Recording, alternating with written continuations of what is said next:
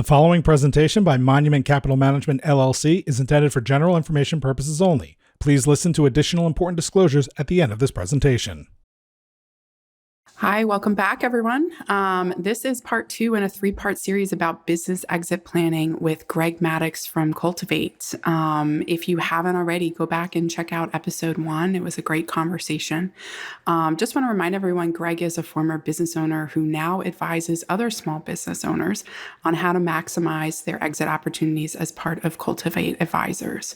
And in episode 1, he talked about the business owner journey that Cultivate has developed called the Exit Lifestyle Accelerator. And I want to kind of remind everyone that at this point in the business owner journey, an exit hasn't happened yet. Go back and listen to at least the beginning of part 1 if you haven't, and you'll hear Greg talk about why exit planning is completely separate from an actual leaving the business. So in this episode, we've talked about seeing, the big picture. We've talked about the strategic planning related to running your business. And I think in this episode, we want to get a little more tactical. We want to talk about protecting your family, protecting your business, and protecting your assets. At this point, you should understand what your business realistically looks like, which means that you can turn your attention to taking more tactical actions, which will help you get through to your, Greg, as you put it, your freedom point. So can you explain why a wealth advisor should be brought in now at this stage in the business exit journey?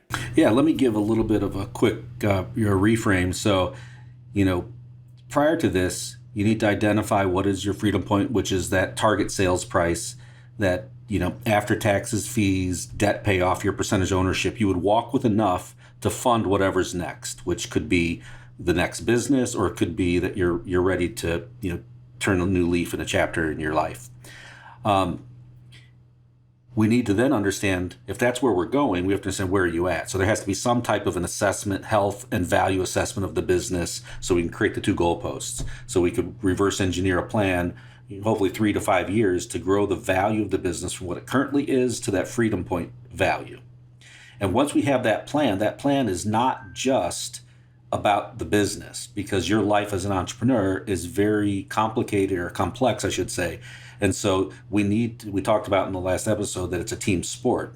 And that's what we're getting into today. Who are those other teammates and what other planning has to happen? So there's once you kind of understand the freedom point value that you're going towards, where you are today with current value and current health assessment of the business, then when you create the plan, there's 2 parallel paths that are happening.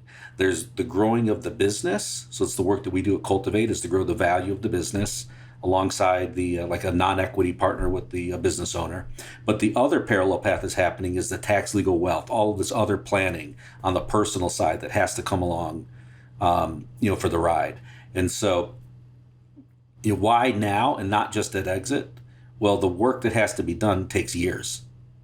The thinking that has to be done on some of this work, you can't cram into the 6 months prior to exit. Let me give you an example. I have a client who's basically exited operationally. So he only works about 15 hours a week. He's not in the office anymore.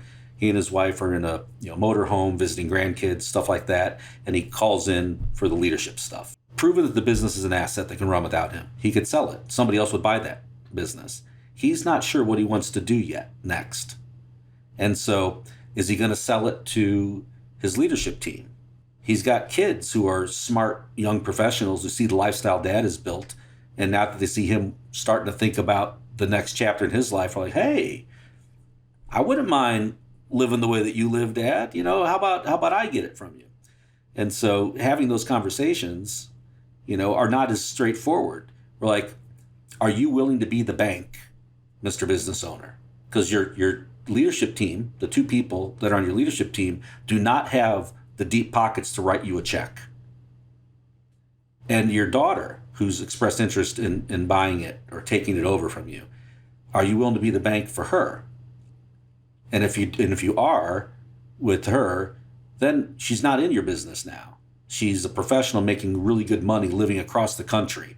So if she really wants to take this over and you really want to keep it in the family, then the decision she has to make is that she has to quit her current high-paying job, move across country back home, start off at, kind of a lower rung on the ladder to learn this business for the ground up over about a 3-year window to get to the point where she could take it over.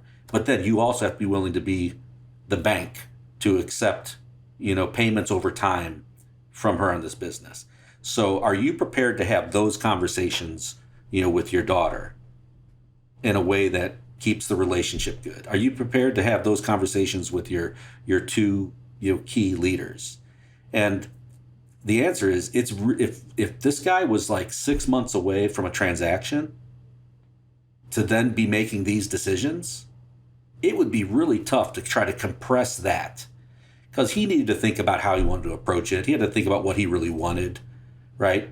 It was keeping in the family. He didn't want to be the bank for all of it. He'd be the bank for a little bit, but he wanted a chunk of money. But in his case, the answer was he didn't want to, be the bank for all of it so his daughter could. So for him, his financial security and his wife's financial security trumped keeping the business in the legacy of the family.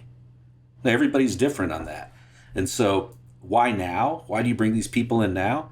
Well, because number one, the part that's often overlooked is just the decision-making dynamics that a business owner has to go through to kind of wrangle with, what is it I really want? And if I choose that path versus this path, what is the impact on me? I got to be the bank. How involved in this business am I going to have to be post my quote unquote exit to make sure that the next generation is successful with it? How will I structure the way I set up my tax, legal, and wealth world to accommodate that path versus another one? Well, so as an example, if I have let's say that in this case, I do want to keep it in the family. That legacy is super important for me. And let's say that he was thinking about this many years in advance. Well, then we'd be focusing on growing the business in a way in coordination with you guys as wealth managers. Say, we need to start separating wealth at a significant rate and building other income producing assets for him at a significant rate, so that in 5 years or 7 years or whatever the plan is, to be able to him step back and kids step up. He can't have all of his eggs tied to if the kids do well enough to pay him, as the bank. We need to have another plan in place. I love that saying freedom point. And here's what it immediately makes me think about. And I'm wondering if this factors into some of the things that people should consider differently as it relates to an exit plan, or completely consider and drop the other word, which is, you hear this all the time, like, what's your number, right? Somebody would say to me, and I'm making this up, Dave, what's your number for you to exit? And that is a lead-in to a transaction question, right? Because if I say X millions of dollars, their next thing is going to be like, well, what if I could help you achieve that? What if I could get you to?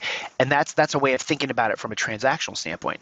But if you asked me, instead of thinking about it like, what's your number? And you asked me, or someone asked me, have you ever thought about what your freedom point or points look like? It starts to sound a lot like what you just actually started to describe, which is that partner operational exit. And we were joking before in the first episode about like, hey, Jessica, I may take 3 months off now after everything. But that sounds a lot like a partner taking an operational exit while still involved with leadership things. And maybe that's a better way to frame it, is freedom points. So I built a piece of software that helps calculate this and helps kind of high level put that 5-year plan together. And it's based on the lifestyle cash flow that they want. So the freedom point is really based on the lifestyle. So the only reason, so in the previous episode, we talked about a client who current value was $3 million. Her freedom point value was $23 million. The only reason that $23 million was relevant to her, because it was based on, in her case, being able to push out a $500,000 a year lifestyle. That after taxes, after fees, resources she already had, that would be enough, as conservative as she was, to kick off a combined cash flow of a $500,000. So to me, the freedom point is really just to put a fine point on the point at which you could live that ultimate exit lifestyle even if you never sold, because the cash flow is either there from you built the business to a level that you could extract your $500,000, million, $2 million a year or whatever it is, and the business it doesn't starve the business of growth capital, and you're not involved in all the day-to-day anymore, or you're only involved in the bits and pieces that really excite you. So exiting operationally. Or flip side is the business could be sold and you could get a lump sum of cash after taxes, fees, debt, your percentage ownership, that when I combine that with the wealth plan you guys have already built, it overflows the cup. There's enough in there to fund whatever's next for me and the things that I care about. And to me, that's what the Freedom Point is about. It's about how do I sustain my life without my business, or make working in the business optional. That is the freedom that we would eventually have. To flip what you're saying in a different perspective, what I'm hearing as a planner is you need to do the work to understand what your business realistically looks like in order to help your wealth advisor narrow in on what actions and outcomes are realistic. Because I've certainly dealt with that before, of people coming to us and saying, yeah, I think I can sell my business for, throw out a crazy number.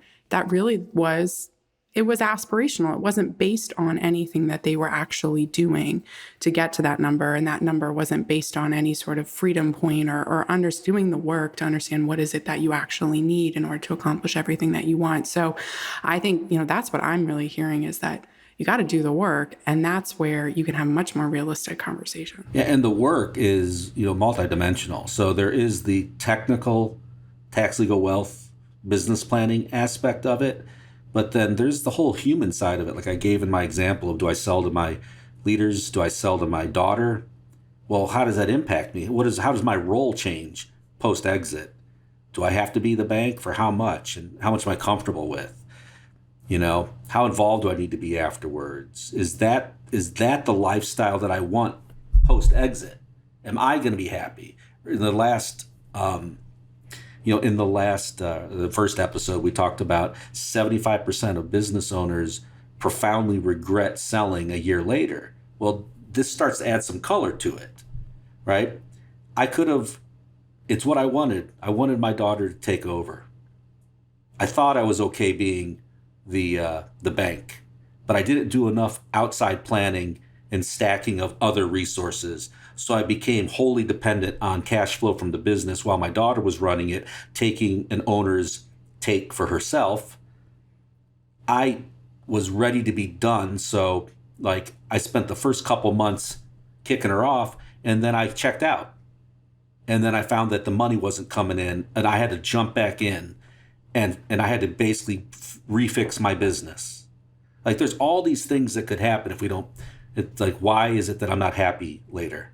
It could be that I just don't know what to do with all the time and money I have. Good first world problems. But there's all these other things that, most businesses aren't sold. They're not an asset anybody else would buy. And so it's something like this. So I passed it on to my kids. Did I actually get any money for that? Was I happy about that? Was I able to fund what I wanted to do next? Or am I just working for less money now because I'm giving part of the owner's share to my kids because I want to tee them up? And am I really happy about that? I don't know. So this stuff takes time to surface what you really want. What are the different ways that could play out? And then based on that, what is the planning that we could do to make sure it works so that you have options? Because just because I want to sell it to my kids doesn't mean that's going to happen. As a follow-on to a question that I asked in the first episode, so it's tangential here, but why work with a wealth advisor who's experienced in working with business owners and not just your current advisor? It gets back to that financial advisor versus wealth manager. Yeah, totally. Somebody who understands the complex nature of an entrepreneur's world, both on the financial and non-financial front, and has the skill sets or expertise in-house to help deal with it and help coordinate with the other, because we talked about it's a team sport, help coordinate with the other professionals or advisors that are required to pull it off. Because to get this stuff right, there's no one person who knows it all. Had a friend tell me a saying, no one of us is as smart as all of us.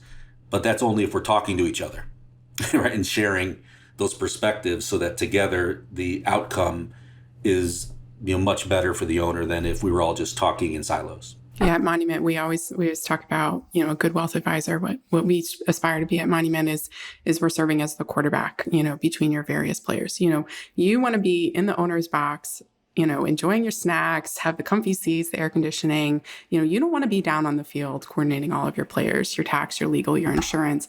And that's what a wealth manager is going to do, is that they're going to make sure that everyone who is contributing their very specific piece is actually working together. And that's what, we strive to do is we're trying to connect what steps you need to take and what partners you need to pull in so that everything is aligned and that you can get to your, big picture and it can be what you want it to be. Yeah, focus on the result, and the result for an entrepreneur requires multiple perspectives and multiple technical lanes of expertise. Otherwise, we're not going to get there, certainly not as well as we could. Right. And it's funny because we've experienced some of this ourselves, and it's just dawning on me now. But all of this, building the team and everything, I came from a firm that I didn't own before, and I didn't deal with any of those things. I didn't deal with legal structures. I didn't deal with stacking your retirement plans. I didn't deal with doing valuations. I didn't deal with doing K-1s and partnership returns and all those kind of things.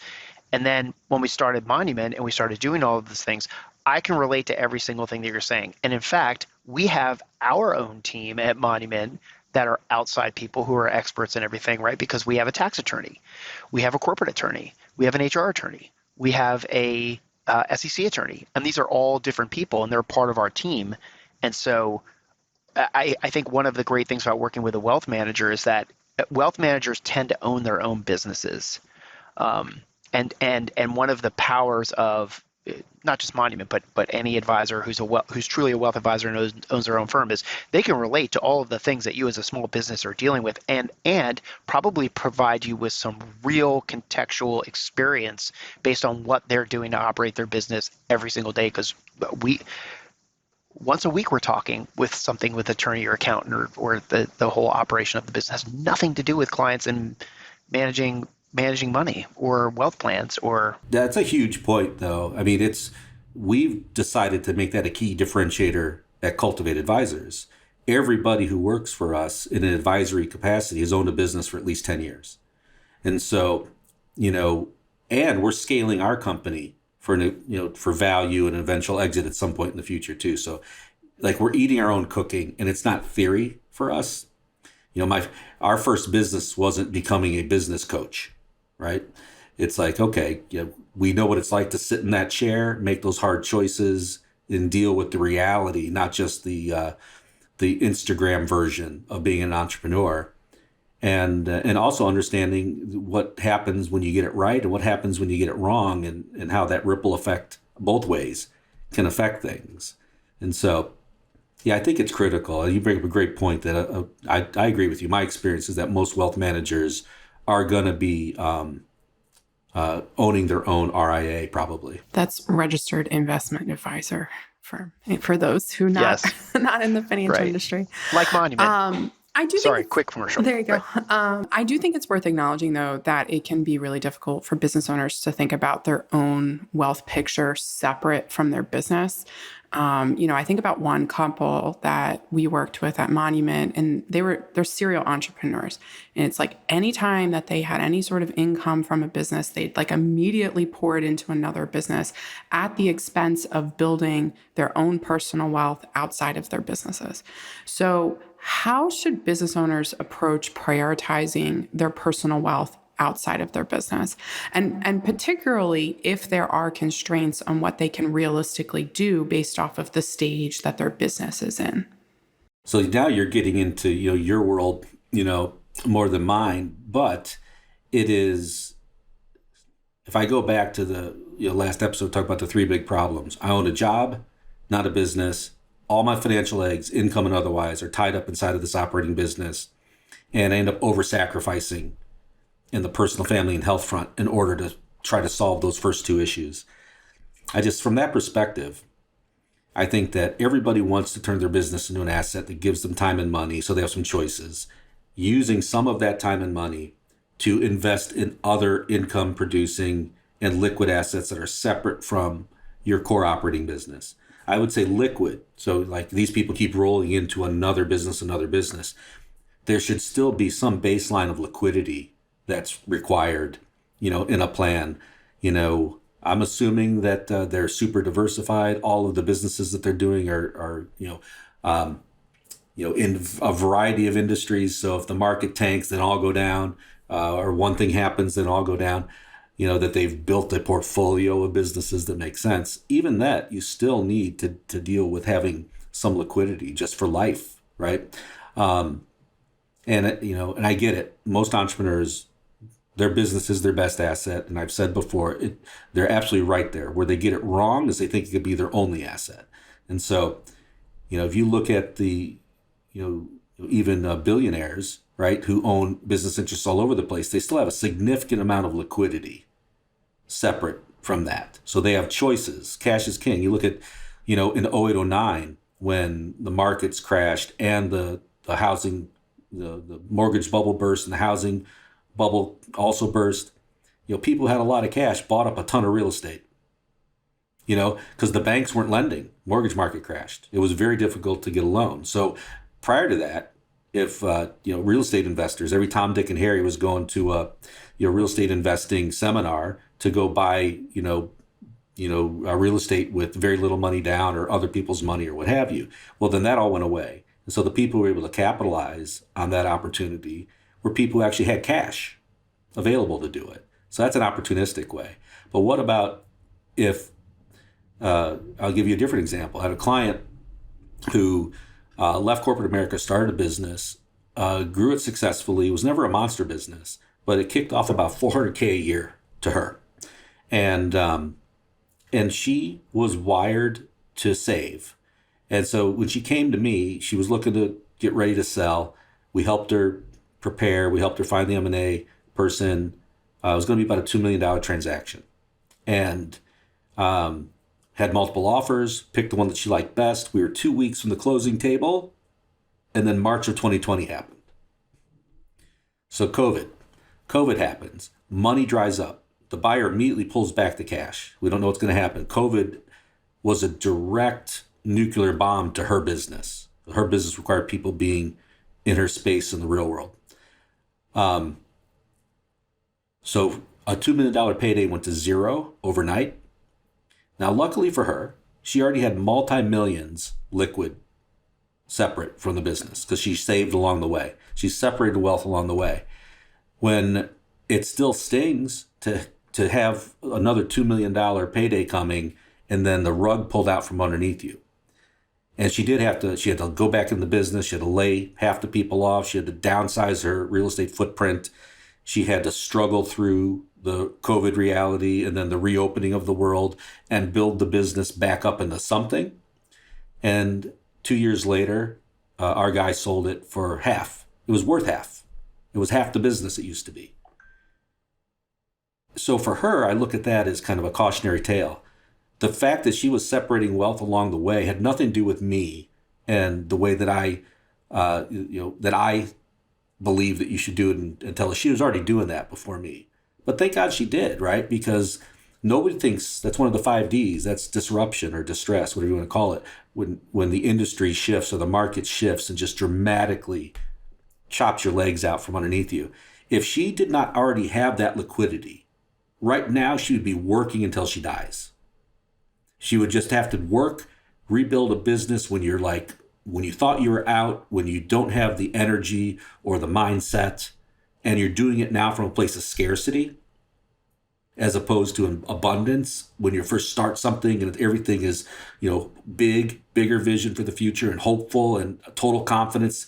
And I have, many years of runway to do it. Now you're at the other end of that pendulum.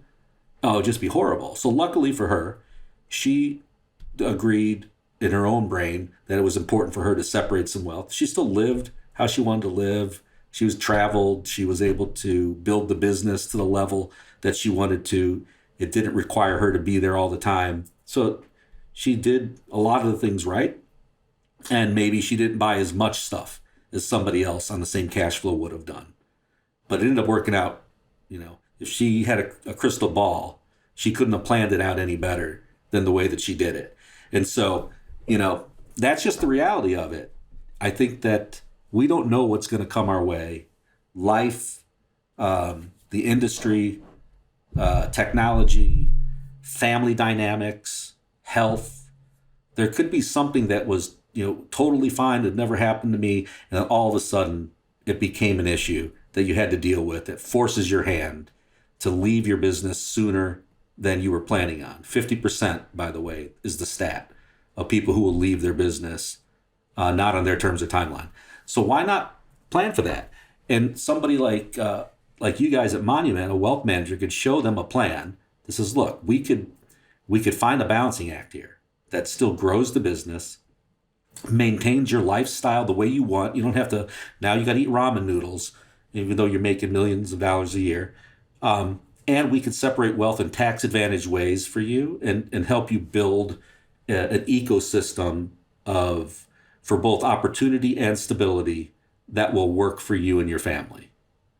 That most people just are unaware of it. I think back to just conversely, that couple that I mentioned before, the serial entrepreneurs who, just kept investing everything in their businesses. I mean, eventually they just kept handicapping all of their personal planning opportunities, that eventually it just became like, there's nothing that we can do to help you because you are not willing to kind of detach your business from your entire wealth picture. You're not willing to see that as part of it, not your whole thing. They just they were young and they were just so, set on the businesses are just going to one day yield us a ton of money. We're just going to keep pouring stuff into that at the expense of, cash reserves. As you said, liquidity is so important. Saving for your own retirement, taking those cash flows and putting it into retirement savings, not just covering living expenses. So yeah, I just think it's just something we see a lot is that personal element. It can be forgotten and it's just so detrimental if you do. So that couple now, they've now made their whole future contingent onto multiple transactions. That hopefully when they're ready to sell, the market is an agreement that you have something worth buying for the right price. I think business owners probably know the risks that are attached to their business, right? But, and I'm a little guilty of this too, ignore them sometimes. Can you take a few minutes and talk about, how to identify some of those risks? Can you identify some of the risks that you've seen? Yeah, I would say that the issue isn't that they're not aware of the risks. I mean, business owners are smart people, that figured out something, whether they have, book smart training from a university or not. The issue isn't that they're not aware of it. The issue is they don't feel it. It doesn't feel like risk to them because they feel in control of it. And it goes right back to this conversation with these serial entrepreneurs. Well, so I'm in control of it. Well, it just means that so you're working harder. I'm the key person. I'm involved in all the key decisions. The key accounts are with me and they know me. When my team comes to me for a question or for something, I immediately just give them. It's faster for me to either just give you the answer or I'll just do it, rather than taking the time, energy, and some money to build out a training resource and onboarding or some way to develop that so that I can only answer the question once and I have a resource that answers it for all times moving forward. So these are areas of risk, right? That you have, simply stated, you have customer concentration, you could have vendor concentration, you have employee concentration. Those are three key areas. And you can even just talk about from the owner's perspective that they are the chief cook and bottle washer, right? That to go to if they left for 90 days and could not text, email, or call or talk to anybody in the business, what would happen to the business? And for most businesses, it would be catastrophic. It might limp along. Some say, hey, well, it wouldn't die, but it wouldn't be at the same level when I came back, right? Ideally, you want the business to be able to grow without you there because you've set up the team and the systems and the processes so that you don't have to be the one who's injecting, that bit of secret sauce into everything to take it to move the business forward, as opposed to just maintain it.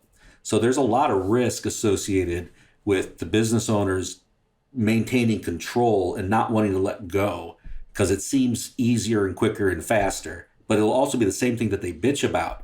Like, why can't I find good employees? How many times do I have to tell people how to do this thing the right way? Why don't they do it like me? How come I can't hire the right people? You know? Oh my God, they screwed this up. I had to jump in and save that big account. Well, whose fault is that if those things are happening? It's the business owner's fault. If the team is not operating the way you want them to operate, you have not taken the time, energy, resources, money to build out the training, onboarding, development, and then ongoing accountability systems, leadership systems, we call them, into the business to give your people what they need to succeed in your definition of success. We think we can just throw bodies at it. You know, I've got enough cash flow to hire somebody, so I'm going to hire you, shadow Bob for a minute, shadow Susie, just jump in there and do it. And then I get pissed that you don't do it right. It's unfortunately the reality with many, many businesses, even larger companies too. All of this stuff is risk to the next owner. All this stuff is risk if you got sick and couldn't come to work. You know, the proverbial hit by the bus. What if it's just hit by, sickness or some disability? You guys know the stats on that. That takes me out of the equation for a minute. What happens to the business if I'm not there to problem solve for everybody, all of these little things?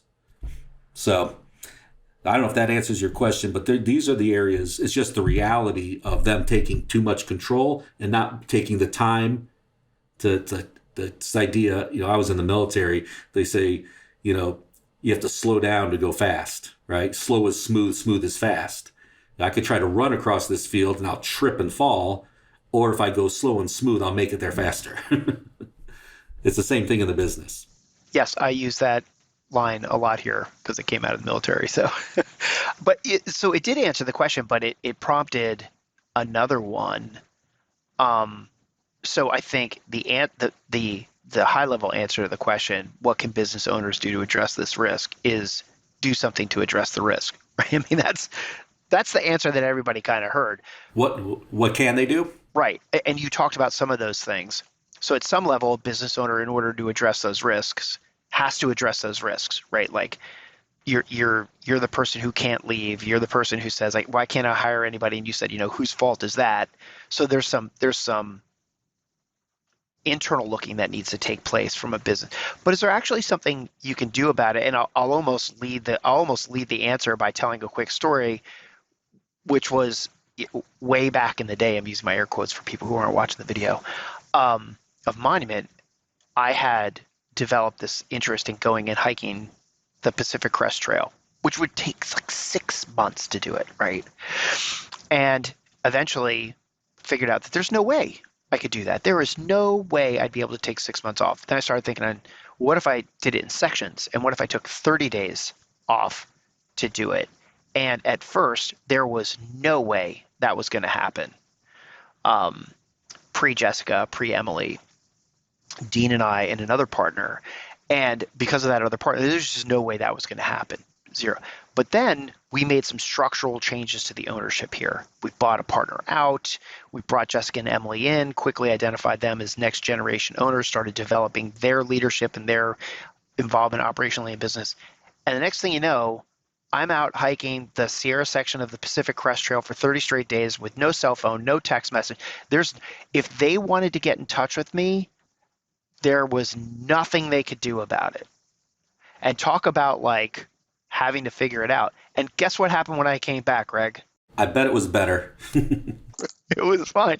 But what ended up happening was I fell and tore my ACL. That's what ended up happening. But otherwise, I'd still be doing it. But yeah, and it was a great lesson for me. It was a great lesson for Dean. It was a great lesson for Jessica and Emily. It was a great lesson for the whole team. It was a great lesson for the clients too, which was, hey, we've built this team. We just basically validated it. And I'm wondering, that may be how a business owner can address the risk, but maybe you have some other ideas of what people can do. Well, yeah, building a team is one. And since we'll start there, you said validating. I'd say empowering is the the term that comes to mind for me, because so many leaders or owners, I'll say, will build a quote unquote leadership team, but not empower them to do jack without them. So, and even if that was your MO prior to leaving, once you decided to leave for 30 days and be totally unobtainable, guess what? De facto, they were empowered. They had to make decisions. They had to step up and figure it out. That is also huge for them to know that you are serious about it as the owner, that you are serious about giving me not just the accountability, but the ability to make the decisions. Don't just hold me accountable to the results, but give me the power to actually, make those results happen, inside of a lane. So that's a critical piece. I'd say that structurally, besides just building out the leadership team, there's so generally speaking, it's like, how do I develop people, process, and systems? So you talked about people from the leadership team. Well, there's three main areas that you have to develop some training, systems, and process around. So there's, think about company-wide onboarding when you bring on a new person, where they get to learn a little bit about who you are, how you started, how we do things differently in the world, why we do it. Also learning a little bit about, how the business is structured, who else is here, the areas that we work in. Also, company-wide, here's the tech stack that we use. You might have come from, we're Microsoft, you came from Google, right, or whatever. Here are the different tech stacks that we use that you need to be aware of, and here's some basic training on all of those. Then you've got, that's bucket number 2 is the company-wide tech. Bucket number 3 is where most people start, is the team. So by department and by role, like, how do I onboard you into that department, into that role? Because, that department or that role could have its own set of KPIs and metrics, or how we measure success, or what you're held responsible for. Like, where are the tools and resources that you'll need to do this particular job? Who are the leaders in that that department or that you're going to be interacting with? How do I utilize the tech in this role? Or is there different tech that this role uses that the other roles do not? Simple example there is, if I'm in finance, I might have to, be super familiar with QuickBooks, and everybody else doesn't need to know QuickBooks, right? But then now you get down to, how do I do the job? Like, how do we measure success? What are the metrics, KPIs? Are there any rules of the road that are different for this role that don't apply to other roles? And then what's the development plan? How do I take somebody and give them a roadmap and ability to say, like, inside of this role, here's how you grow in our company, and here's how we're going to support, building your skill sets, mindsets, et cetera, in a way that's in alignment with what we do here, and in alignment with eventual leadership. Because if you're a fast-growing company, like we are at Cultivate, that's a lot of opportunity. As the company grows, you need to have more leaders, as you figured out, David. If you wanted to get to the point where you could have a little bit of freedom, you couldn't do it all yourself. And so there's an opportunity there, which also should be an attractant for you to find the right kind of people. But then those people are going to also need to understand, well, what is the path? Like, how am I supported? Not just in my job, of how I deserve to get paid if I do what I'm supposed to do, but most people are equally as interested in, like, what is the growth possibility for me here? Especially if you're competing as a small company against the big guys, right? And I think it's, there's a lot of, I live in the small company world. So I think that there's a huge benefit to being able to put your thumbprint on things and make an impact and move more quickly in a meritocracy into leadership versus the bureaucracy of many, many large companies. So there's that. Then it's like, well, then how do we get all of that out of people's heads and onto some type of a platform in some kind of a format that is easy to find, organized, and engaging in a way that if I'm one of your workers and I need help in solving a problem in my job, I can easily find that resource, and it gives me what I need to solve the problem and keep working. as opposed to, is everything going to be a course like an LMS? Well, I don't need to sit through like 6 tutorials. I just need this one question answered. And so, we have a platform that we developed for ourselves, and we figured out how to clone it, for clients who need a platform. Then we also realized that all of our clients raised their hand for the platform, but nobody knew how to create the content. And we had gotten really good at creating the content for some enterprise clients. And so we have a whole team behind the scenes that will say, okay, because the owners are busy, the leaders are busy, people don't have time to say, now create a training program. Like, give us the raw materials, record what you're doing. You have to show somebody how to do it anyway. The next time you're showing somebody, just do a Zoom recording and send us that, and our team will turn it into the training. So when you ask like for specifics, you have to actually build out the assets that are the systems and process, and leverage tech enablement where you can to eliminate human error.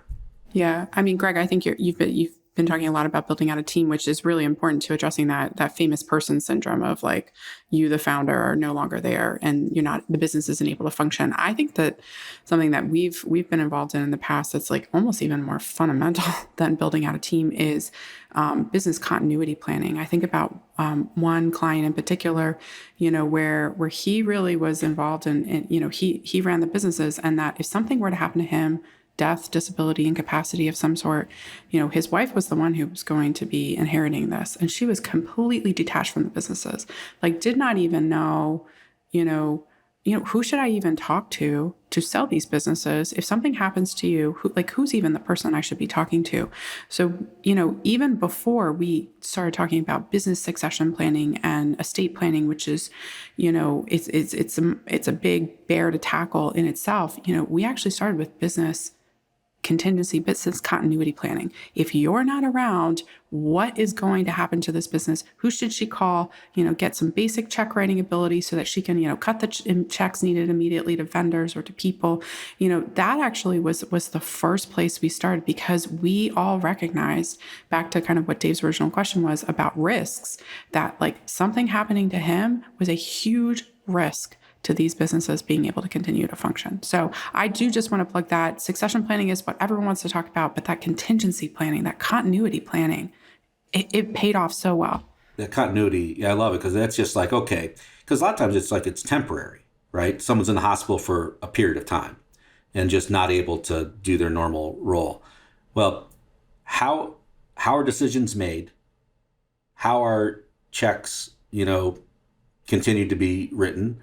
And how do we communicate to internal, external stakeholders, kind of as the big 3 things there, and having some plan in place there. But I will tie that back to, in that example, if that particular business owner had not also put and documented those systems and processes around those kind of 3 buckets, the company-wide onboarding, company-wide tech, and then individual department roles, and have all of that kind of baked out, at least at a version 1.0, it makes her job coming in and trying to figure out how to keep this thing afloat 1,000 times harder. Just because she has check writing ability, it doesn't help. The business is probably not running itself just yet. So we still have that risk. So we only have how much runway we have in cash, which then leads to the planning, that you guys could do to even deal with that. That same client who I talked about, who was had exited operationally, and was, should I sell to my daughter or to my leaders? He didn't have any real planning done. So, we helped him get connected with the right folks. And, when they did a comprehensive tax and estate plan with an eye towards the exit, and the wealth manager put together a comprehensive plan that included the right risk management stuff and insurance, et cetera. And like the wife was and they had been living well for a while. So they were not financially stressed at all. They didn't worry about cash flow for a long, long time. But in spite of that, there was an immense amount of stress that lifted off her, that she talked about just having the plan in place, that if something were to happen to her husband, she now understood how everything was going to be taken care of, how she was going to be okay. And then we would not have to rush into selling the company, because with proper risk planning, she had, between their current money and then that extra money from the insurance policies. We had enough liquidity that we didn't have to make any rash decisions about anything to figure out how we're going to now sell the company or make decisions inside the company. So I think people sometimes, when you're an owner, you don't feel the stress anymore because you don't recognize the risk the same way that your non-operating spouse might. And then you got it past that kind of scarcity mode and you built it to a level where you have consistent cash flow that and you're not worried about meeting your needs and having some abundance. I think that the operating owner, seems to discount the level of stress that is still on that non-operating spouse, right? That just because things are good from a cash flow, they don't feel the same way about risk that you do. And even though right now things are great while you're operating the company and you've had, a decade or two of great cash flow, that non-operating spouse in the back of their head is still thinking about, well, what if something happens to you? I remember what it was like when we were struggling, and I have no clue how to run this business if something happens to you. And I don't know of a plan. I can't bring it up because you don't want to talk about it. Like, there's a lot behind the scenes that happens there that this kind of planning solves, even if you weren't being confronted with, somebody in the family saying, we got to do this. Yeah. So I want to switch gears real quick because you mentioned cash flow and when there's income, there's taxes, right? So I want to do a deeper dive on tax strategies because we know that taxes are a really big challenge for business owners. You've got things like phantom income, self-employment taxes. They add complexity. They add additional taxes that you may not even be able to cover those taxes from the business. So what tax strategies should business owners be thinking about to help them now and to set themselves up for success in the future? So I have to put the big disclaimer out here that this is not tax, legal, or wealth or investment management advice. Yeah, we got it. Right. Talk to your lawyer. Right. But I could tell you the kinds of things that I see those professionals bringing to my clients. And so one way, we called it earlier, Dave and I were talking about stacking retirement plans. So, but most entrepreneurs who fail to separate any wealth from their business, they're always looking for ways to reduce taxes in the current year. And so you get people who say, oh, well, then let's pre-fund a bunch of our expenses. Let's buy a bunch of shit this year that we're going to need next year, which doesn't really accomplish anything because next year I now don't have those expenses and I'll have to manufacture something else again, just kicking the can down the road. We're guilty of that. We've done that in the past. Yeah, a lot of people, it solves a short-term problem, but the same problem exists next year. So what about stacking retirement plans? Well, like I'd mentioned earlier, I have many clients putting multiple six figures a year away into their own retirement accounts as a top-line deduction to their operating company. And it's increasing their liquidity and helping, fund that retirement bucket Jessica talked about earlier. Most business owners are totally unaware that exists. They understand like a 401k. They look at the 401k as like something to treat their employees right. Because at a certain level, if I'm earning really good money as a business owner, my ability to put 25 grand a year into a 401k is just inconsequential. I'm not going to solve my wealth gap at 25 grand a year at a pop. So they just don't really care about it. They look at, this is a benefit for my employees. When you educate them that, hey, there's actually a way to structure this so that it's a benefit to your employees and to you in a way that you'll actually care about. Because I got clients putting, $400,000, $500,000, $600,000 a year top line deduction from their business, so reducing taxable income in that year by the $400,000, $500,000, or $600,000, and then putting the vast majority of that $600,000 into their own personal retirement account as a blessing from the IRS. There's cash balance plans, defined benefit plans. These are just different types of retirement strategies that are available to business owners that most entrepreneurs just aren't aware of these kinds of plans exist. So that's one. Another longer term strategy, I was just in a meeting with a wealth manager, tax attorney, talking about a business owner who has been very successful, used to be, In one of the large franchises, he was number one in the country as far as number of franchises in production. He sold that stuff off. He's now got another venture that is in the med tech space.